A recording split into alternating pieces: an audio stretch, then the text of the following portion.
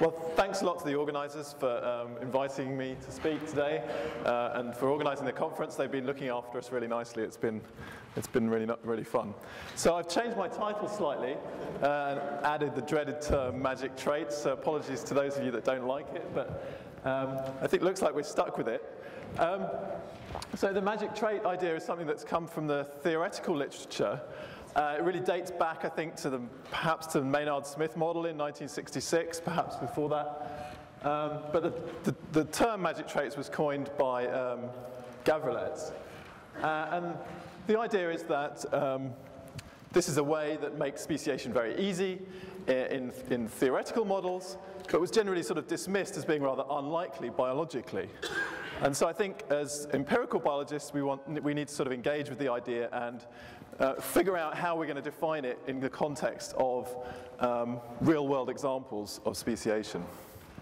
So, well, I'll also say that I've had a number of discussions with people at this meeting, including Maria, about this, and there's some sort of different ideas out there, and I'm just going to plow on regardless with my talk as it was before those discussions, and we'll see what happens. Okay, so the idea is that the problem of speciation is, with gene flow is essentially one of generating associations between traits under disruptive selection and those that are responsible for assortative mating.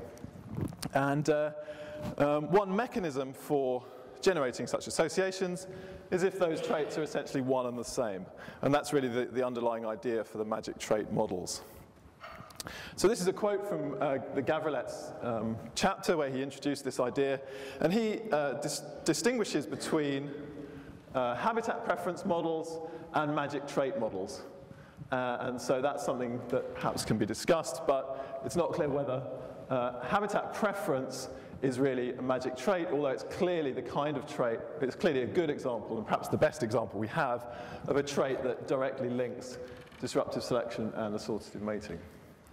But I'm going to sort of go with magic traits as being sort of traits rather than habitat preferences.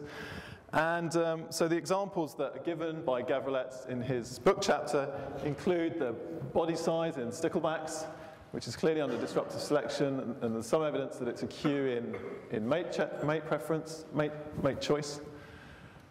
Beak size in finches, which is also clearly under disruptive selection, and influences song. Wing patterns in these butterflies, which are involved in signaling to predators, but are also clearly implicated in in signaling between mates.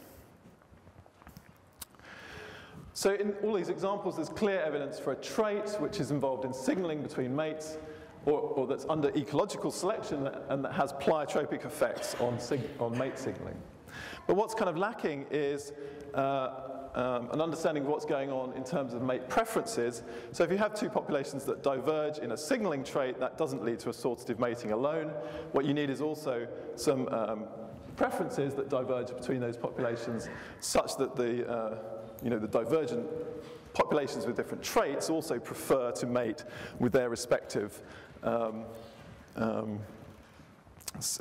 partners, I guess.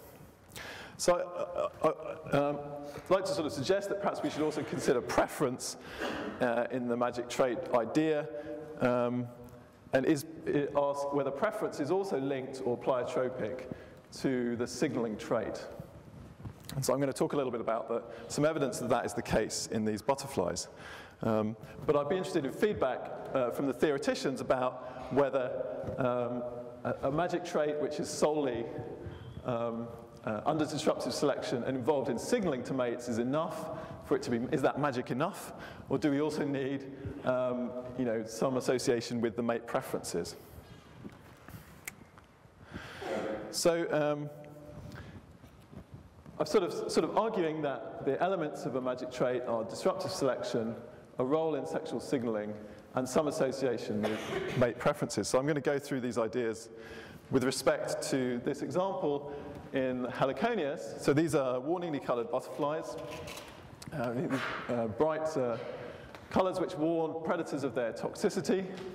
And closely related species commonly diverge in their wing patterns. So here we've got Heliconius melpomene, and it's clearly mimicking Erato here. And the close relative of Melpomene is Cydno. And Cydno is adapted to a different mimicry ring. It mimics Heliconius Sappho.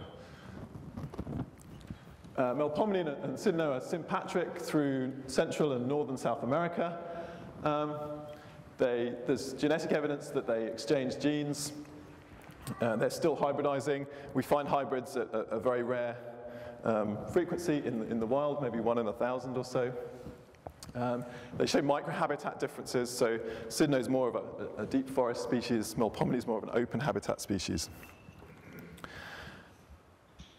The wing pattern differences between them have a relatively simple genetic basis. So there are 3 major loci that control the differences between these forms that are found in Panama.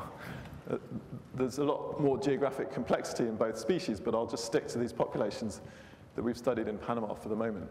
So the one locus, which we call B, controls the presence or absence of this red band in the forewing. Another locus called YB controls this yellow band. And a locus called AC controls this little hourglass-shaped patch on the forewing. So very simple Mendelian control of these major phenotypic differences. So Andrew was arguing that we need to kind of put our examples into the context of the continuum of divergence. So I just stuck this slide in after his talk.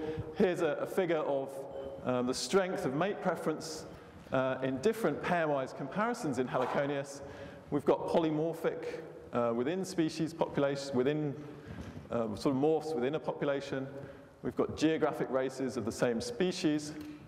We've got parapatric, what we're calling good species. They're more genetically divergent.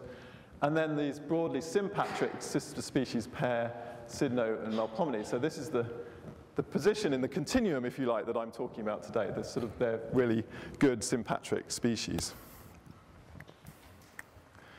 So firstly, disruptive selection. So how does disruptive selection act in the system? Well, we demonstrated some years ago that hybrids are avoided in mating. So there's sort of disruptive sexual selection. And we've argued, and I've said it many times, that the mimicry selection should generate frequency-dependent selection on wing patterns, which will select against rare interspecific hybrids. And there's lots of nice evidence for that, but it's all from sort of intraspecific hybrid zones or intraspecific polymorphisms.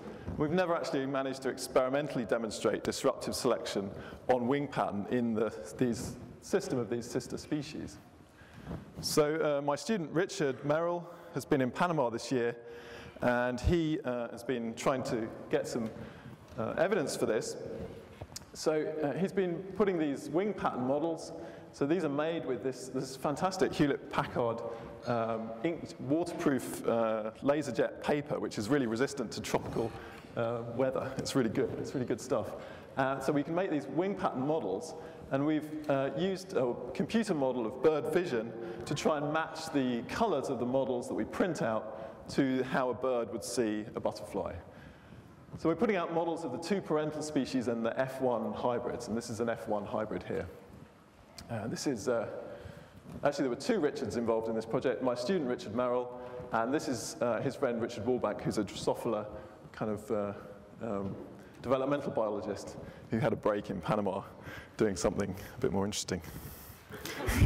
Sorry, did I say that?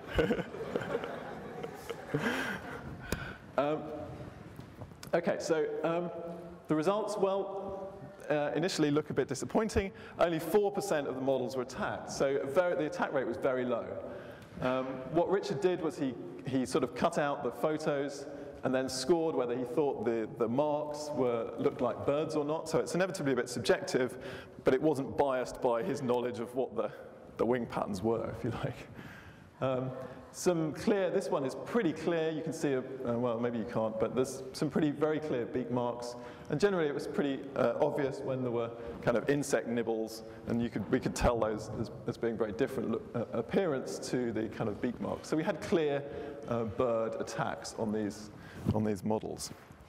But the rate of attack was extremely low, and well, maybe that's not surprising. These are warningly colored butterflies after all, so we don't really expect them to be attacked at a very high rate.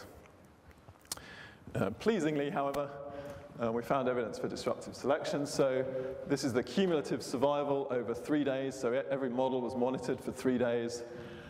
You can see the percentages are of attacks are very low, so sort of 98, 96% survival. But the attack rate on hybrids was consistently higher than the attack rate on the parentals. This is showing the data kind of lumped into parentals and hybrids, but the differences are significant even when we separate the two parental species. So the hybrids have a higher attack rate than either of the parentals. So I'd love to be able to do what Dan showed us and repeat this in multiple sites and multiple times of the year, but this is all I've got at the moment. But we do have now some evidence for disruptive selection in this system. Okay, so these wing patterns are also involved in mate choice and lead to assortative mating. So I'm not going to talk about this today because there's a lot of stuff published over the years on this. And we've developed a sort of system where we can look at the preferences of males for different wing patterns. So this is kind of version 4 of the experimental setup. Originally, we had a barbecue poker and a little butterfly on the end that you waved one at a time. And here now we have two butterflies. And you pull a string and the 2 butterflies wave. And you can see which one the male prefers. And so there's a very consistent pattern across species and intraspecific races that the males are more attracted to patterns that are similar to their own. So they've evolved mate preferences that cue in on the wing patterns of these different populations. What about the genetics of this preference? So there was some evidence published by Marcus Kronforst some years ago now, suggesting a linkage between a QTL for mate preference and a QTL for wing pattern in a comparison of 2 species from Costa Rica. So we wanted to see whether this was going to be the case in these sympatric species that we've been studying in Panama. So Richard Merrill has spent a great deal of time doing interspecific hybridizations and looking at the mate preferences of the hybrids. So here we have a interspecies mating. This is Melpomene mating with a Sydno female. For some reason, it's only ever possible to get the mating in that direction. It's actually very difficult to achieve these interspecies matings. They really don't like it very much.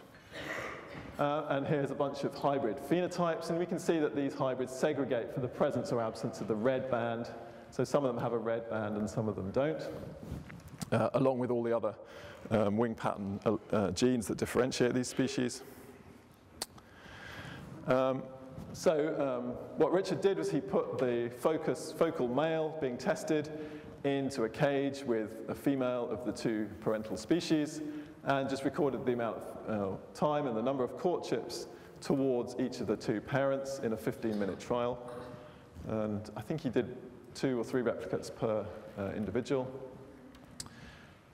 So for the parental species, you can see that the Sydnos, the males prefer to court Sydno females, and the Melpomene males prefer to court Melpomene females, so that's pleasing. In the F1 hybrids, there's generally a dominance of the Melpomene-like mate preference. So the F1 hybrids tend to spend more time courting the Melpomene females. And that fits with the backcross here. So the backcross to Melpomene, they all have a strong preference for Melpomene. They look very much like the pure species.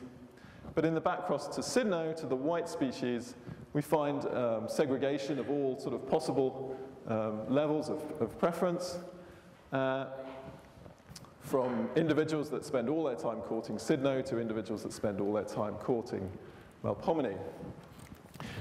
Then plotted on this graph is the genotype at the B locus of these individuals, so that the red bars are the individuals that have the red band, and the white bars are the individuals that don't have the red band. And you can see there's a clear difference. The individuals with the red band are much more likely to spend time courting the red female, the Melpomene female, as compared to their siblings that don't have that locus. So there's suggesting that there's a QTL for preference that's linked to the wing pattern gene, the wing pattern locus controlling the red forewing band. We wanted to do the model experiment, so to test whether this was really due to wing pattern as a cue rather than some other pheromonal cue. So this is Janet Scott, who was an undergrad who came out for a summer. She's manipulating these models here. You can just see one of them there. And sure enough, there's still a very strong difference between the B genotypes in this brood in terms of their preference for these paper wing pattern models. So it suggests that there's a QTL controlling preference for red that's tightly linked to the gene controlling the red wing pattern in the butterflies. Again, this is for Andrew. He's worried about effect sizes. The effect size is pretty big in this. 34% or around 30% of the difference between the parents in preference can be explained by segregation of this B locus. We're working on doing a sort of whole genome QTL analysis of this, and I can't show you that yet, unfortunately. But we have genotypes and unlinked markers, including one at the other end of the B locus chromosome, and none of these show any significant association with preference. So this really does suggest it's not some sort of, I don't know, whole genome kind of phenomenon. There is kind of genuinely a QTL at the wing pattern locus affecting preference.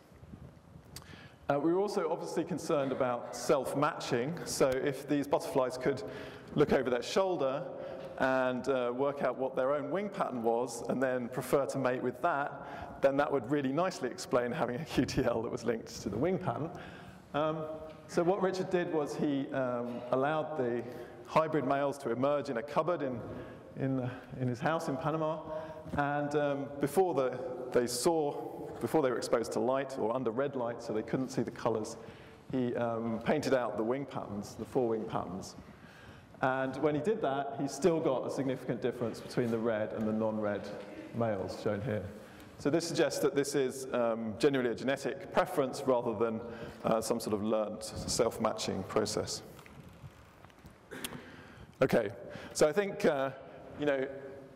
I've sort of maybe I've conveniently defined magic traits to fit my own system, which is probably not very helpful.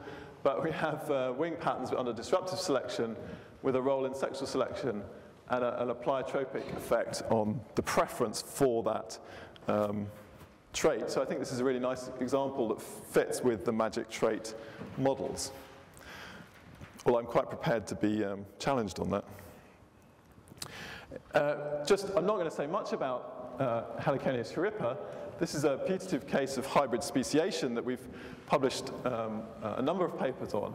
But I just want to point out that this association of mate preference and wing pattern really nicely provides a mechanism for hybrid speciation. So if you can put together a new wing pattern based on hybridization, you can potentially also put together novel mate preference genotypes, or phenotypes rather, through hybridization. If that seems a bit implausible, we have recreated in the lab the wing pattern of Heliconius eurypa in just 3 generations of crosses, and that was published some years ago. More recently, we've shown that you can actually recreate mate preferences very similar to eurypa, just in the first generation back cross. So the hybrids that look like the wild species in the first generation of back crosses between these two have mate preferences where they reject both parental wing patterns and prefer their sort of joint red and yellow wing pattern. So there's sort of additive, effectively additive nature of the wing pattern preference. You put together the red and the yellow, and you get a butterfly that prefers to mate with red and yellow and not just red or just yellow. Okay. So I think this linkage between preference and trait provides a sort of mechanism to explain what we've argued has happened in this case of Heliconius eurypa.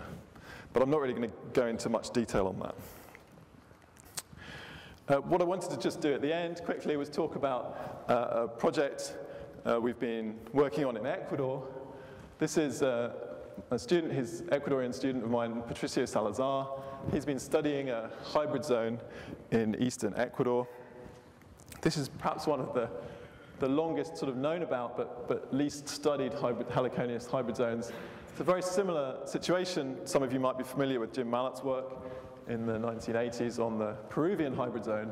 It's a very similar situation where we've got an Andean form, in this case with these white and red spots, and a lowland form here, and the hybrid zone is replicated in the two species, so there's an Erato form and Melpomene form that mimic them. So there's sort of parallel divergence in the two species and a closely concordant hybrid zone in the two species. Just a quirk of Heliconius biology here that might be interesting. You can tell the difference between these two species by the fact that the red spot in Erato is posterior and the red spot in Melpomene is anterior.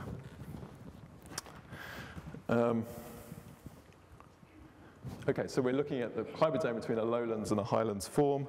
Patricio spent several months out there collecting. He's got some nice sample sizes. Erato, as always, is generally more common than Melpomene, so I'm going to focus on Heliconius erato. The genetics, again, is pretty straightforward. So these are the main hybrid phenotypes. I should say, of course, there's a lot of quantitative variation in the expression of these major gene effects, so I'm somewhat simplifying the situation, but basically all the hybrid individuals fall into one of these categories. We've got a locus called SD, which splits the forewing band from one spot into two spots. So we've got a highlands phenotype here and a heterozygote here and here. And then we've got a locus D, which puts this red patch on the base of the hindwing and these orange rays, which you can only barely see, and switches the color on the forewing from yellow to this red and white. So very simple genetic control. So that means we can genotype the individuals that we collect across the hybrid zone and plot allele frequencies across the region. This is geographically a very interesting part of the world. There's a huge plateau here, which you maybe can't see very well, but it's about 1,000 meters high and almost completely flat across a region of about 100 kilometers. And what's thought to have happened here is that once, historically, there was a huge lake in the middle of the Andes which suddenly burst its banks, and then kind of this enormous outflow of material produced this big plateau. And the hybrid zone sort of lies on the edge of this plateau here. But what's really interesting, and was completely unexpected actually, is that the clines between these two alleles, or two genes, are very discordant. So you can see that the D locus switches much nearer to the highlands than the SD locus, which is sort of transitioning much further out here towards the lowlands. If we plot this in 2 dimensions, you can see the clines. So there's a cline here for D and a cline here for SD, and they're pretty displaced. We haven't done any statistical analysis, but it's fairly obvious from the data. And what's interesting is that in this central zone, we find a phenotype like this, a butterfly like this, which forms up to 80 or 90% of some of these intermediate populations, so it's extremely abundant. This phenotype is a sort of unlikely genotype at first sight, so it's a homozygote for the uplands allele at SD and a homozygote for the lowlands allele at D. So it's a sort of repulsion homozygote. This means that it should breed true. We haven't actually done that experiment, but if we cross them together, we'd expect them to produce offspring that look the same. And so the sort of intriguing possibility here is that the displacement of these clines is leading to the establishment of a hybrid phenotype, which potentially could become at a high enough frequency that would be recognized by predators as the locally dominant form and could become established as a novel hybrid lineage. Another interesting observation, I'm not sure how much it means, but it's the only hybrid phenotype which has a hybrid mimic in Heliconius melpomene. So sort of potentially we could have the case here of a hybrid lineage establishing and becoming a new kind of mimicry ring in this region. Now, I'm not going to say that's going to happen. Obviously, we don't know. This might be very unstable or transitory. But it's an interesting situation that might give some insight into the establishment of hybrid patterns in this system. And actually, we're kind of in the early stages of this project, so I'd be interested in any feedback on what people think we ought to do on this system in the future. Okay, so I'm nearly done. So just some conclusions. So some of the first experimental support for disruptive selection. Intuitively, we've always kind of known that there ought to be disruptive selection in this system because of the frequency-dependent nature of selection on wing patterns. But this is the first experimental support for that in these in sister species or hybridizing taxa of mimetic butterflies. Nice evidence for the red band being pleiotropically or linked or pleiotropic with the preference for red. It would be really interesting in the future, I think, to try and tease apart which of these is the case. And I think arguably this red band phenotype offers a nice clear example of a single locus kind of magic trait that fits with the sort of expectations from some of the theoretical models. And finally, I'm just intrigued by this potential example of incipient hybrid speciation in this Ecuadorian hybrid zone. Maybe I shouldn't use the word speciation actually here. Finally, just to say thanks to Richard, who did the model experiments and all of the mapping of the QTLs for preference and other traits actually that I haven't talked about involved in speciation. Patricio, who did the Ecuadorian hybrid zone study. Simon in my lab, who's been cloning the red band locus, and other people that have been involved. So thank you very much.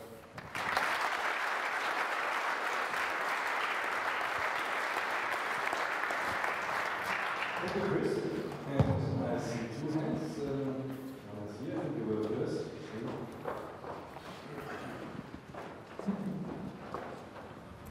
Okay, I'm going to talk. I'm rather familiar with the talk or with this kind of thing because I wasn't involved in it. Absolutely, yeah.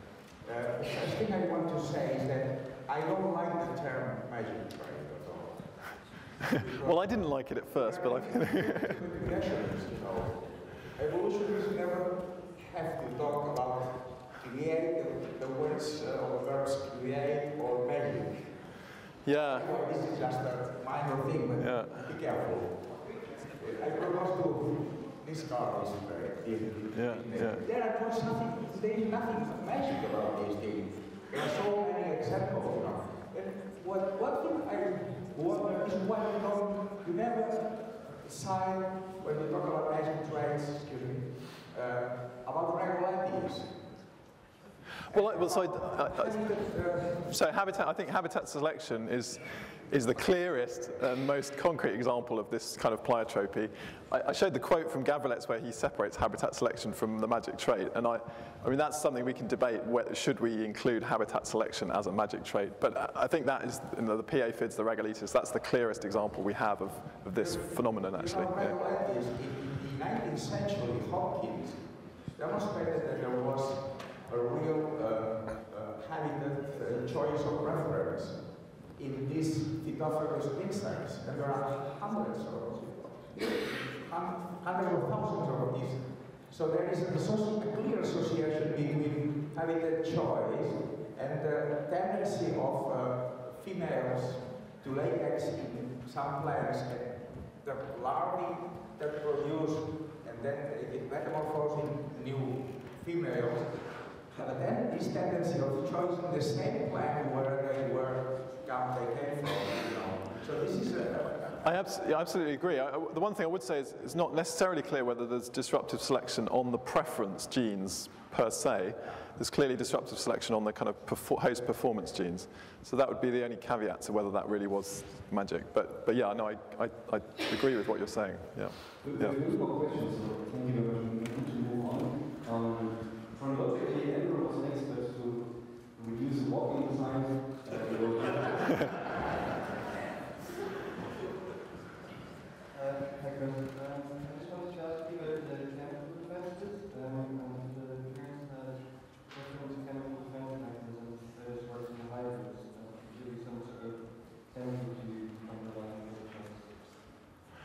Well, so the fact that we can replicate these preferences with paper models suggests that a large part of the preference is based on color.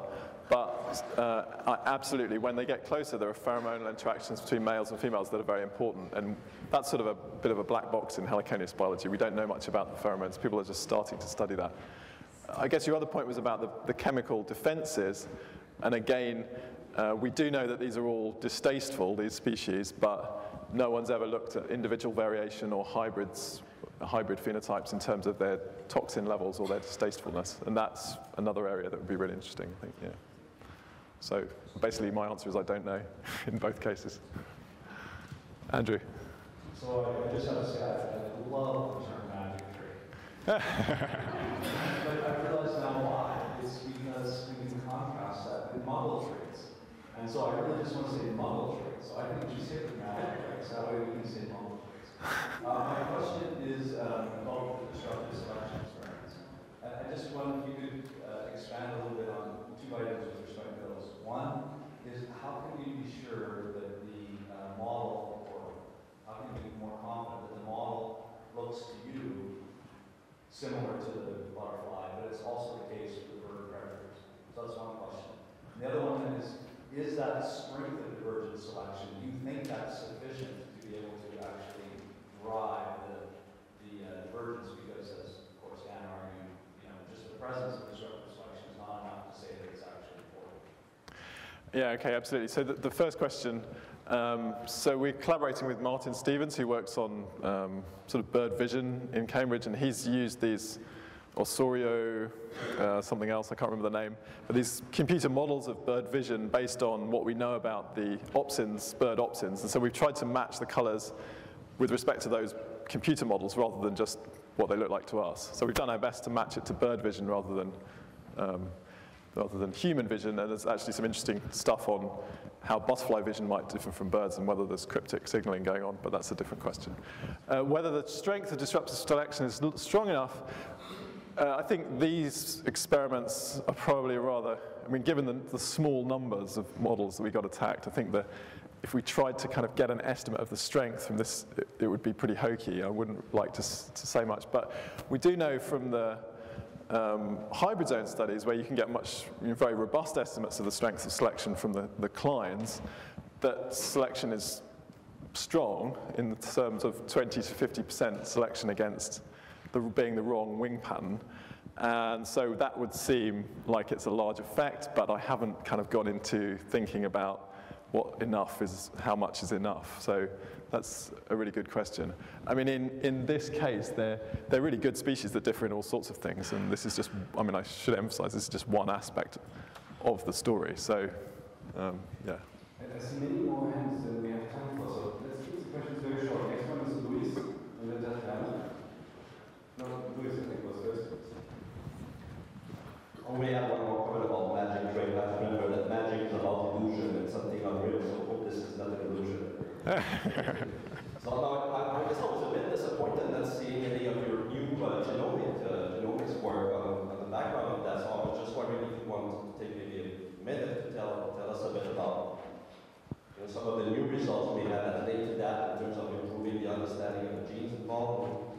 So I have to be careful because it's not really my results. So the labs in the States have really figured out, I think, what the gene is in the case of this red band phenotype, and they have some in situ hybridizations with really beautiful expression patterns that correlate perfectly with all the red phenotypes. And so I guess it's probably a transcription factor with multiple cis-regulatory elements that switch a single gene on in different regions of the wing. But I shouldn't say much more than that because it's not really my data and it's not published yet. But yeah, it will be exciting to sort of link this into the molecular understanding of how these switches happen. Yeah. Well, I like the terminology too. So do you think in the system the biology between speculating and selection occur by chance, or do you think that could happen selection for the butterflies to choose an ecological trait over ecological selection? Yeah, so actually the Sander van Doorn's model last year actually really got me thinking about that as to whether it might actually be adaptive to use the locally adapted trait as a cue because you're choosing mates that are well adapted to your environment. So, yeah, maybe. I'm not sure I really have an answer, but it's an interesting idea.